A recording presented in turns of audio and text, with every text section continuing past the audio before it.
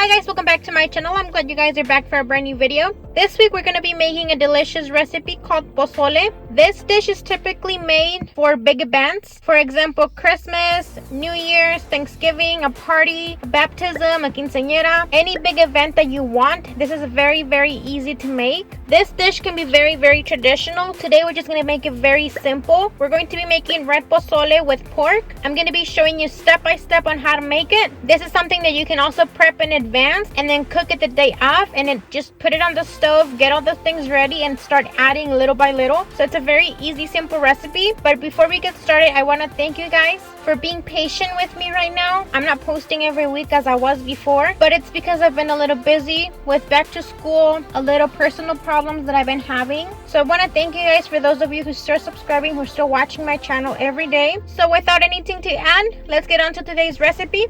For the ingredients, we're going to be needing radishes, iceberg lettuce or cabbage, about 10 garlic cloves, 1 big onion, between 10 to 15 Chile Guajillos, 1 Chile Ancho.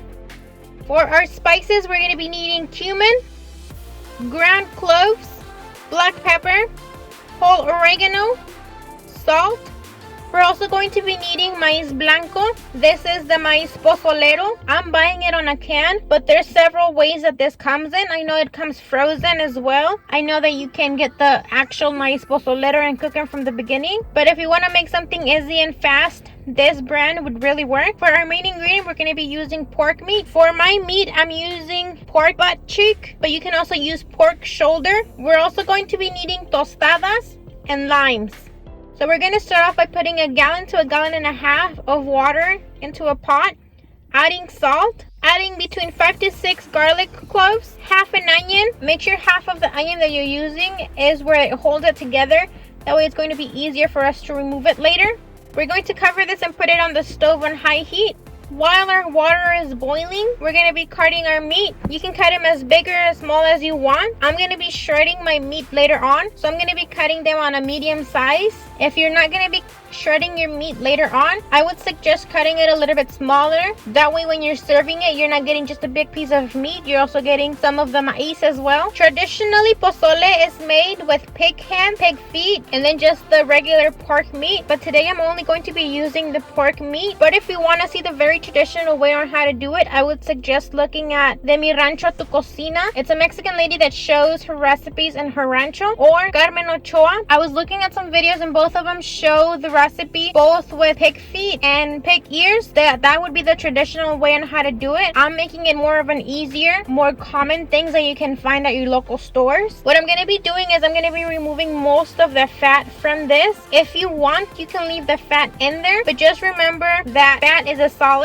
and then once your pozole cools down or you put it on the refrigerator, it might create like a cap of cebo at the very top. It might look like cheese. It's going to be like a big white block. Once that gets cold, it gets hard. Once that melts, it obviously turns liquid. So I just prefer not to mess with that, because if it does that outside of our stomach, imagine how it goes inside of our stomach. I've always said it, the less fat that you use, the better for your health, but you guys do whatever you want. I'm going to be removing as much fat as I can from this. I'm also going to be washing this very good. This is all the fat that I removed. In total, I'm going to be using about 3.5-4 pounds of meat. You guys can also add bone to this. This was a recipe that I did like at 1 in the morning, so the closest thing that was open was H-E-B, and at H-E-B this is the only meat that they had available. But if I would highly suggest going to the carniceria and getting like just bones, meat with bones in there, because the bone does give it a little bit of a different flavor to it as well. So I would suggest adding bone to this. This is my meat that have already been cleaned. I'm gonna wash this very good, and then I'm gonna be adding it to my pot. This water is about to start boiling, so I'm gonna add my meat. It's been previously washed very good. We're just going to give it a quick stir and then closing the lid back again. I'm gonna have this boiling here for about 30 to 40 minutes. Every stove is gonna be different. I'm having this on medium heat. It's been about 30 minutes on medium heat on an electric stove, and my meat is now ready. We're gonna remove all of our meat from the water. You also want to remove the garlic cloves, because when you add your hominy, your maíz in here, you might confuse the garlic with the hominy and you don't want to eat the garlics.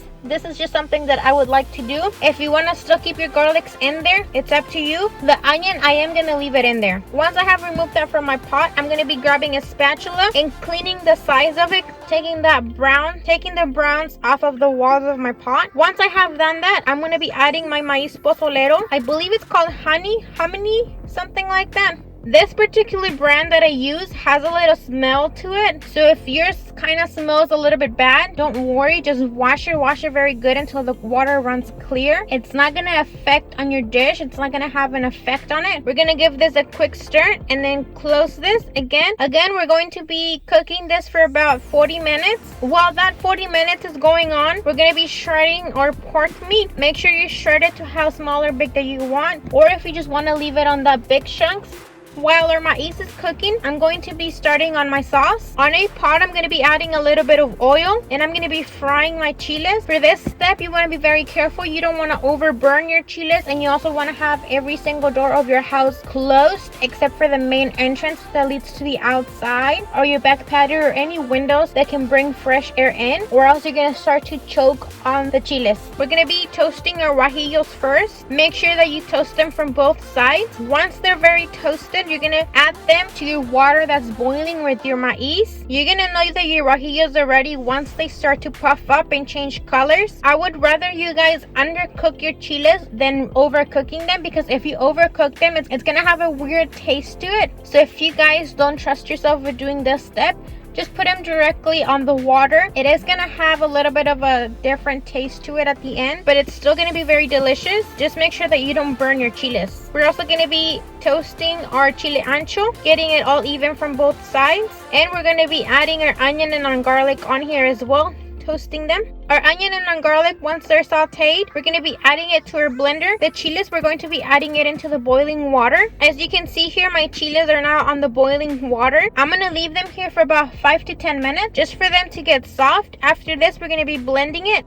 On my blender, I already have the onion and the garlic. We're going to be adding our spices, a little pinch of cumin, clove, and black pepper. The oregano, we're gonna add it to the end once our caldo is almost done. About 8 minutes of our chiles boiling in the hot water, we're gonna remove them and add them to our blender. We're also going to be adding 5 cups of the water that the hominy has been cooking for, just so it can give it more flavor. Or you can also add just regular water. Whenever you're blending this, remember that this is very hot. Once you blend something hot, your blender might explode. So you want to make sure that you have a little opening on your blender for all the heat to get out. Once everything is blended, we're going to be adding a little bit of oil to a pot, sauteing some onion, and we're going to fry our salsa. And we're going to fry our salsa, but we're going to run it through a strainer just to get any seeds and any skin of the chiles that didn't blend very good. We're going to give it a little tap to get all the liquids out. And then on that same blender, we're going to add about 1 cup, close the lid, shake it, and then we're going to add that same water back into the strainer, just to make sure that we got all of our salsa. That extra skin and seeds from the chiles, we're gonna throw that away. We're not gonna need them. For our salsa, we're going to cover this and let it boil for about 5 minutes. Make sure that you come back and move your salsa so it won't get stuck to the bottom of your pan.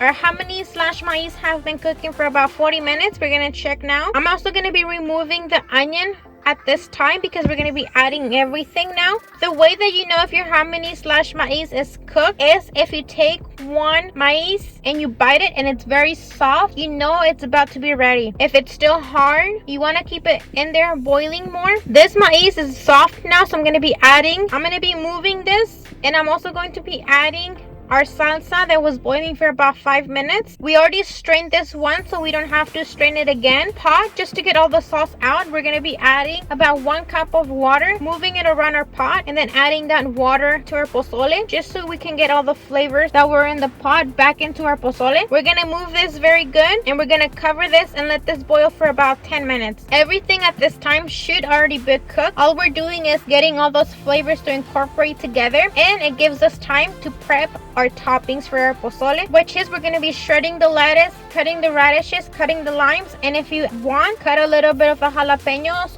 and a little bit of onion. Those two are optional. It's been about 10 minutes now. We're gonna check our pozole. Check on the salt on here as well. Everything looks good, so we're gonna be adding our oregano. I'm using whole oregano. Since this is whole, we're gonna be crushing it with our hands, grabbing our two palms together and rubbing it against each other so it can create a little bit of a dust oregano in here. We're gonna move this around. We're gonna cover this and we're gonna let this sit here for about 5 to 10 minutes, and now it's ready to serve. Now that we have our pozole already served, we're gonna top it. We're going to be topping it with a little bit of the iceberg lettuce, a little radishes, a wedge of lime, and we're gonna be adding a little bit of onion around it as well. This is normally eaten with tostadas, but you can also eat it with regular tortillas. It's up to you however you want to eat it. And this is the end result for our pozole. As I said, it was very easy to make, very simple as well. It's a good recipe for the holidays coming up, which is Thanksgiving, Christmas, New Year's,